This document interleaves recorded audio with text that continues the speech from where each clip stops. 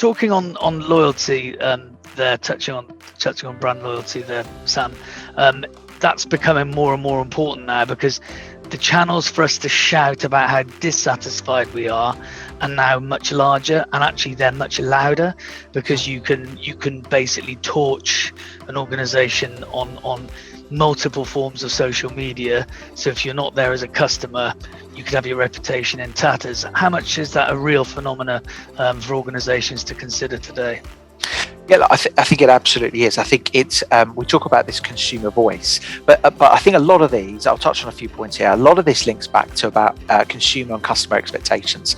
They are increasing at a faster rate than they ever have before, and that's partly because clearly technology is moving at a faster rate, and therefore we see something, we want something, and we expect every company we interact with to have it. There's a great example in the airline industry, if I'll quickly touch on that, which is that an airline was really excited about launching Wi-Fi for the first time on their airline. Passengers boarded, captain came over with the announcement to talk about, thanks for boarding today, we're about to depart. The good news is we're testing Wi-Fi today, you can use it, and it was all about improving that customer experience on the flight. Now, sadly, in that maiden voyage, it didn't work.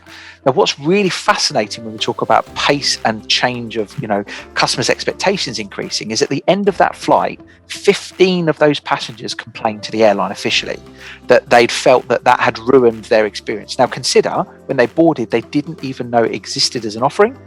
And then when they were told it didn't work, they felt it was impacting. And that just shows you how quickly as consumers, our expectations get risen. And when it fails, we're absolutely going to kind of shout about that dissatisfaction. There's also, I guess, the second point here is there is so much choice now.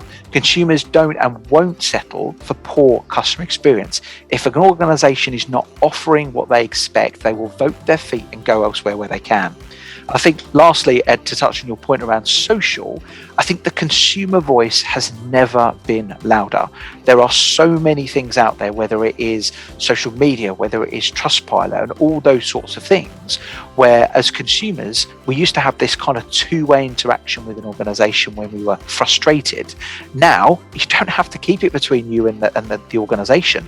You're going to shout about that. You're going to embarrass that organization. And if organizations don't respond to those things in an appropriate and a swift and agile way, then you're not only impacting that kind of consumer experience, but you're showing the world that you cannot deal with poor experiences, and it has a real detrimental impact to brand as well.